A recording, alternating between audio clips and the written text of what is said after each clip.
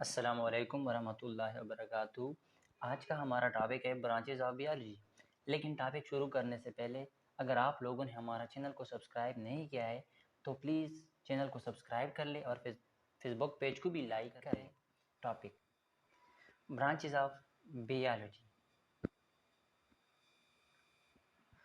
Branches of biology का मतलब है कि बियोलॉजी की ब्रांचेस कौन सी ब्रांचेस है बियोलॉजी की, एक एक को आज हम डिस्कस करने जा रहे हैं। पहला ब्रांचेस है मॉर्फोलॉजी। मॉर्फोलॉजी क्या चीज़ है? The study of form, shape and structure of organism. जब हम एक ऑर्गेनिज्म की फॉर्म, शेप और उसकी स्ट्रक्चर को जब हम स्टडी करता है तो इसको हम मॉर्फोलॉजी कहती है। सेकेंड है anatomy, the study of internal structure of organism. जब हम किसी ऑर्गेनिज्म की इंटरनल स्ट्रक्चर को स्टडी करता है तो इसको हम एनाटॉमी कहते हैं। फॉर एग्जांपल हम उसकी इंटरनल स्ट्रक्चर को स्टडी करता है, फॉर एग्जांपल उसकी हार्ट को स्टडी करता है, उसकी लंग को स्टडी करता है, उसकी किडनी को स्टडी करता है, उसकी फंक्शन को स्टडी करता है, तो उसको हम एनाटॉमी कहती है। थर्ड नंबर है histology. Histology the study of composition, structure and function of plant and animal tissue. जब हम किसी प्लांट या एनिमल की टिश्यू की कंपोजिशन को स्टडी करता है, उसकी स्ट्रक्चर को स्टडी करता है, उसकी फंक्शन को स्टडी करता है, तो इसको हम कहते हैं हिस्टोलॉजी। फॉर एग्जांपल हमारे साथ एक टिश्यू है ब्लड। जब हम ब्लड की केमिकल कंपोजिशन को देखते हैं कि ब्लड किस चीज़ से बना है, उसकी स्ट्रक्चर को देती है और इसकी फंक्शन को देती है कि ब्लड का काम क्या चीज़ है, जब ये चीज़ हम स्टडी करता है तो इसको हम हिस्टोलॉजी कहते हैं। चौथा ब्रांच है बियोलॉजी की physiology, the study of function of different part of organism and activity occurring in themselves. जब हम एक ऑर्गेनिज्म की डिफरेंट पार्ट की फंक्शन को स्टडी करता है कि एक फॉर एग्जांपल हमारे साथ एक ऑर्गन है हार्ट। जब हम हार्ट को स्टडी करता है कि हार्ट की फंक्शन क्या चीज़ है, हार्ट कौन सी काम परफॉर्म करता है, ब्लड को ट्रांसफ़र करता है, कौन सी काम करता है, इसको हम कहते हैं फिजियोलॉजी। पांचवा ब्रांच है एम्ब्रियोलॉजी। एम्ब्रियोलॉजी का मतलब है जब हम एम्ब्रियो की स्टडी करता है, एम्ब्रियो की जब हम स्टडी करता है तो इसको हम एम्ब्रियोलॉजी कहते हैं। It is the phenomena involved in the formation of embryo and development into a new organism.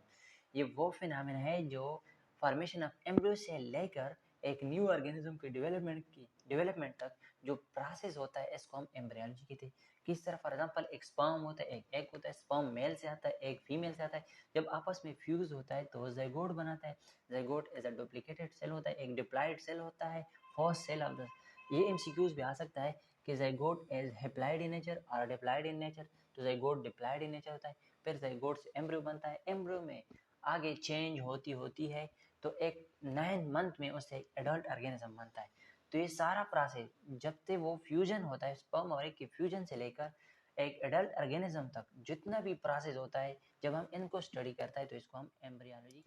जो छठा ब्रांच है टेक्सोनॉमी, टेक्सा से निकला है, the study of scientific naming and classification. जब हम साइंटिफिक नेमिंग और क्लासिफिकेशन को स्टडी करता है तो इसको हम टेक्सोनॉमी कहती है। अब क्लासिफिकेशन क्या चीज़ है? A arrangement of organism into group and sub group on the basis of similarity and differences. जब हम ऑर्गेनिज्म को ग्रुप में एंड सब ग्रुप में डिवाइड करता है सिमिलरिटी और डिफरेंसेस की बुनियाद पर, तो इसको हम कहते हैं क्लासिफिकेशन। साइंटिफिक नेम का मतलब क्या होता है? साइंटिफिक नेम का मतलब ये होता है कि हर एक स्पीशीज़ का एक साइंटिफिक नेम होता है जो वर्ल्ड वाइड एक्सेप्ट होता है।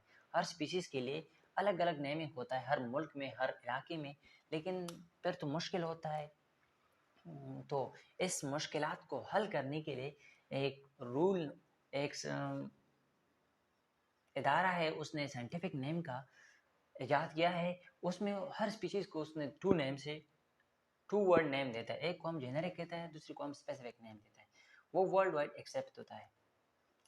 सातवां ब्रांच है सेल बियोलॉजी के बारे में। Study of cell and their organelles is called cell biology.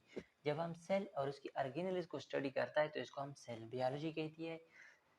किस तरह? जब फॉर एग्जांपल सेल के अंदर माइटोकॉन्ड्रिया होता है, क्लोरोप्लास्ट होता है, एंडोप्लाज्मिक रेटिकुलम होता है, न्यूक्लियस होता है, जब उसको हम स्टडी करता है तो इस ब्रांच बायोलॉजी को हम सेल बियोलॉजी कहते हैं। इसको हम साइटोलॉजी भी कहते हैं। ये एमसीक्यूज भी प्रीवियस पेपर में आया है कि cell biology is also called हर एक जगह। तो करेक्ट ऑप्शन क्या होता है? Cytology. Palaeontology, the study of fossil of post organism. जब हम किसी पोस्ट ऑर्गेनिज्म की फॉसिल को स्टडी करता है तो इसको हम पैलेंटोलॉजी कहते हैं। तो वो टू टाइप होती है, एक होता है पैलोबॉटनी, एक होता है पैलोजोलॉजी। पैलो तो फाजिल से रिलेटेड है, और बॉटनी तो प्लांट से रिलेटेड है। जब हम प्लांट की फाजिल को स्टडी करता है तो इसको हम पैलोबॉटनी कहते हैं। पैलोजोलॉजी जोलॉजी एनिमल से रिलेटेड है। जब हम एनिमल की फाजिल को स्टडी करता है तो फिर वो पैलोजोलॉजी होता है।